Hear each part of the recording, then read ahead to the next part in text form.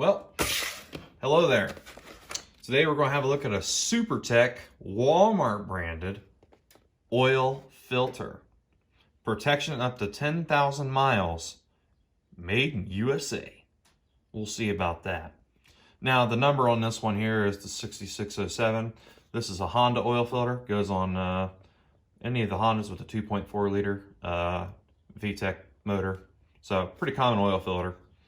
It says here on the box, comparable with the Fram, the standard Fram, Mobile One, and the K&N. I don't know. We got 99% efficiency. Okay, and there's a little asterisk there. 30 microns. Okay, those are bigger microns. If you lower the 30 microns to 20, it really brings this thing down to about 97 or so. So that's a little concerning, but hey, I've seen a lot worse. So let's just see. Is this damn thing any freaking good for $3 it cost me? Now, the people who make these things, if you go and run this patent number, oops, well, it'd help I get the right way around, wouldn't it? If you go and run this patent number, it will come back to Champion Labs. Champion Labs makes all kinds of oil filters. They make air filters, and they make them under a lot of different brand names. Mostly they're like the store brand, or generic, Snow Joe, Blow Ho, type oil filters. But they can make really good ones too. There's a little bit of a look there. Nothing over here. This is just a sticker it goes on. A lot of people think, well, it's this godly blue color. It's the STP oil filters from AutoZone, just rebadged. Well, take a guess who makes those STP oil filters, at least the basic ones. Champion Labs. Well, let's just see what we got here. Looking at the base plate, apart from the apprentice marks of me using snips to get this damn thing open, so that's on me. Looks like we got rubber gasket here, nitrile rubber.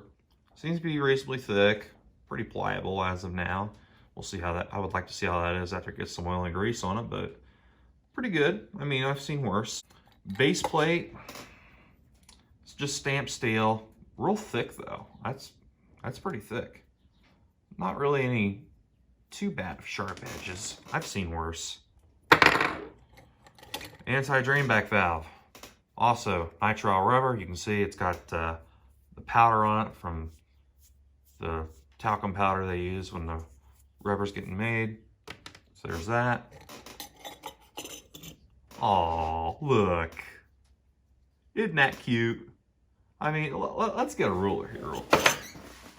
Let's just get a ruler, because you might think this filter is huge in size, but it's really not. Well, I guess a tape measure is going to have to do. This filter is actually really small, and I'm serious. It's a small ass little thing. Look at that. Not even 2 inches. 1.5 inches, give or take. Come on. It's just a little ass thing, isn't it? Hey, but look, we got metal end caps on it. The filter media, it's the cheap stuff. It's just the regular cellulose. And the pleats are kind of, well, they kind of got summer teeth syndrome. Some are here, some are there. Some got bigger gaps, some got smaller gaps. And there is a little bit of glue here on the outside that has ran over. Nothing too hateful. There's no metal crimp on the end. They're just glued together here at the end. Inside, let's grab our handy dandy flash on the light.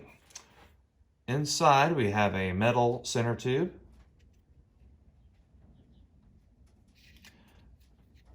Pretty decent amount of pleat soak for this little filter, but there's still not a whole lot of surface area with this. But pretty much all the filters you're going to see that fit this car, you're pretty much going to be in the same boat. It's just the design of the filter. Some might be a little bit taller, but as far as size and stuff, they're probably going to be all around the same no matter what brand you get.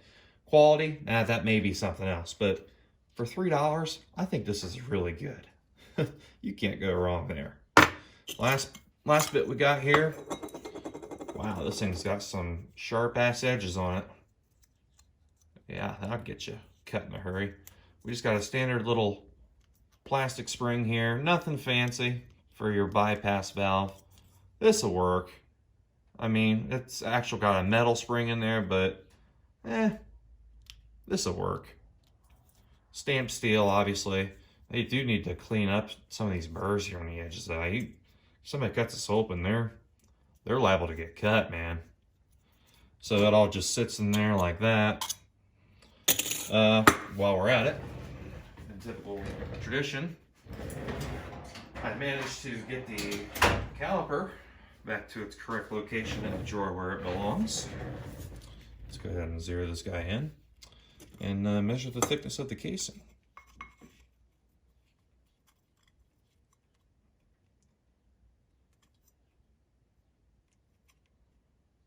Well, let's get an average here. So, once again, right about 1/2 millimeter. That seems to be a pretty common thing with the oil filters. They're about 1/2 millimeter thick casing on the outside. And there's no rust or anything. And this thing's been sitting in my shop here for over a year.